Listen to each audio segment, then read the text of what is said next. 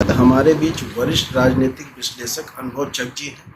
उनसे हम जानने की कोशिश करेंगे आगामी 2022 का जो चुनाव है उसमें कौन कौन से मुद्दे हैं जो हावी रहेंगे।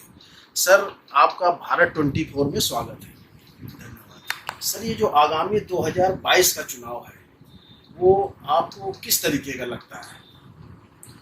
देखिए, यूँ तो 2022 में 5 राज्यों में चुनाव प्रस्तावित है, लेकिन देश भर की निगाह जिस राज्य पर लगी है वो कोई और राज्य नहीं बल्कि देश को 80 लोकसभा सांसद देने वाला हमारा उत्तर प्रदेश है।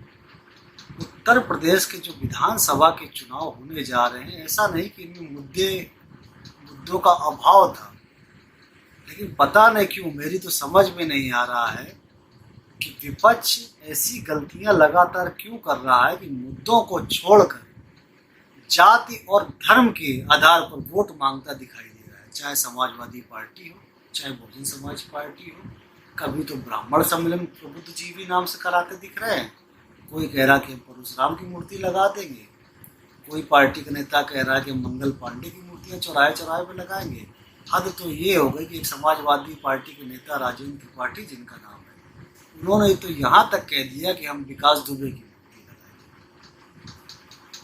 मुद्दे जनहित के सब किनारे घूम फिर के जो पिछले दशकों से होता चला आ रहा था, वहीं पे चुनाव फिर से आके खड़ा हो गया। जाति और धर्म के आधार पर वोट मांगते नेता दिखाई दे रहे हैं और मुझे ये लगता है 2022 का चुनाव भी जाति और धर्म पर ही होगा। सर, जैसे इस समय विपक्ष लोग महंगाई को अहम मुद्दा बना रहे हैं, तो ये क्या आपको लगता है कि महंगाई भी मुद्दा इसमें हो सकता है? देखिए, महंगाई को अगर मुद्दा बना रहे होते तो पूरी तरीके से महंगाई पर फोकस करते। अगर विपक्ष को इन मुद्दों पर विश्वास होता, विपक्ष को ये लगता ये जो जन समस्याएं हैं इनको उठा के हमारा बेड़ा पार हो जाएगा, तो वो फिर जाति और धर्म के बारे में बात ही नहीं करते। विपक्ष भी कहीं ना कहीं सशंकित है और घूम फिर कर जाति और धर्म की राजनीति करने पर वापस लौट चुकी, ये साफ दिखाई दे रहा है। जब विपक्ष को ये विश्वास नहीं कि महंगाई कुछ प्रभावित कर सकती है चुनाव को, तो आम जनता जो विपक्ष की तरफ बड़ी उम्मीद भरी नज़रों से देखता है कि ये हमारी आवाज़ उठाएगा, सत्ता पक्ष के कानों तक पहुंचाएगा, उनके अंदर भी तो कहीं ना कहीं उनकी उम्मीद जो है हताशा में बदल जाती है। सर, ये जैसे किसान का मुद्दा है, किसानों का मुद्दा भी इस समय जो है लगभग बहुत बृहद रूप में छाया हो, उसके बारे में आप क्या कहना चाहेंगे? देखिए, आप भी इसी प्रदेश के निवासी हैं और कानपुर के ही आप निवासी हैं। जो कृषि अधिनियम से संबंधित ये मामला था, जिसके विरोध में तमाम किसान दिल्ली के आसपास के बॉर्डर पर बैठे रहे, कानपुर में क्या आपने उसका प्रभाव देखा किसानों के अंदर? आज बड़ी अजीब सी स्थिति हो गई है। मुद्दा कोई भी हो, दो भागों में लोग बट गए, या तो समर्थन या विरोध। जो समर्थन में होता है उस पर इस बात का कतई प्रभाव नहीं पड़ता कि मुद्दे का विरोध करने वालों की मांग जायज़ है या ना जायज़ है। वो अपने पे अड़ा हुआ है कि हम तो इनके साथ हैं, सही करें या गलत करें। इसी तरीके से जो विपक्ष में लोग बैठे हैं वो भी ये कतई नहीं सोचते कि जो समर्थन करने वाले लोग हैं वो जायज़ बात का समर्थन करें या नाजायज़ बात का, उनको विरोध करना है। तो ना इधर वाले टस से मस होने वाले, ना इधर टस से मस होने वाले। जिसको जहाँ वोट देना है वो इन मुद्दों के बाद भी वहीं वोट देगा। सर, जैसे विपक्ष पार्टियां हैं, अब आजकल आप देख रहे हैं कहीं ब्राह्मण सम्मेलन, तो कहीं जो है बैकवर्ड सम्मेलन, कहीं SC/ST सम्मेलन। ये क्या है? मतलब ये कुछ समझ में नहीं आ रहा है क्या ये? राजनीति की कड़वी सच्चाई 1947 के बाद से इस देश में जब जब चुनाव हुए, नेताओं को जनता के प्रति जो जवाबदेह होना चाहिए उससे बचने के लिए उन्होंने बड़ा अच्छा माध्यम ढूंढ लिया, जातीयता पे चुनाव को केंद्रित कर दिया। जनता भी मुद्दों को भूल जाती है। जनता भी ये नहीं पूछती नाली, खड़ंजा, बिजली, लाइट, वो नहीं। जनता देखती कि हमारी जाति का नेता कौन, हमारी जाति की पार्टी कौन, उसी आधार पर वोट करती है। तो जब सभी राजनीतिक दलों को, इससे कोई अछूता नहीं है, जब सभी राजनीतिक दलों को इतनी आसान सी एक ट्रिक मिली हुई है, सलूशन मिला हुआ जवाबदेही से बचने के लिए, तो आप कैसे अपेक्षा कर सकते हैं कि वो कठिन मार्ग को चुनकर सत्ता प्राप्ति का ध्येय हासिल करना चाहेंगे? जाति पे केंद्रित करो, जाति के आधार पर वोट लो, धर्म के आधार पर वोट लो, अपना सत्ता पालो, खत्म। उसके बाद जैसा चल रहा वैसे ही चलेगा। जनता भी इसमें से खुश रहती, मेरी जाति मेरे धर्म का नेता गद्दी को बैठा। सर जैसे कुछ राष्ट्रीय मुद्दे रहे, जैसे 370 रहा, राम मंदिर वाला मुद्दा रहा, इसको जो है वर्तमान सरकार ने अपने ही कार्यकाल में पूरा किया, तो क्या आगामी 2022 को लेके इसका कोई फायदा मिल पाएगा या नहीं?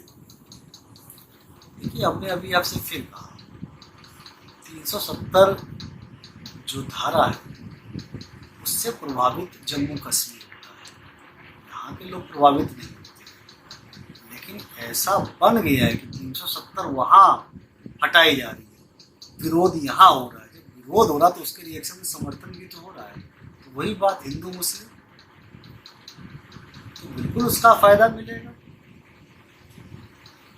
जाति और धर्म की जब जब बात होगी तो जो उस विचारधारा के लोग होंगे वो अपने आप मुद्दों के आधार पर हो सकता है कि उनमें उनके बीच विरोधाभास हो, लेकिन जाति और धर्म की जब बात होगी तो एक इस तराजू इस पलड़े में बैठेगा, दूसरा उस पलड़े में बैठेगा। सर बेरोजगारी मुद्दे पे क्या कहना चाहेंगे?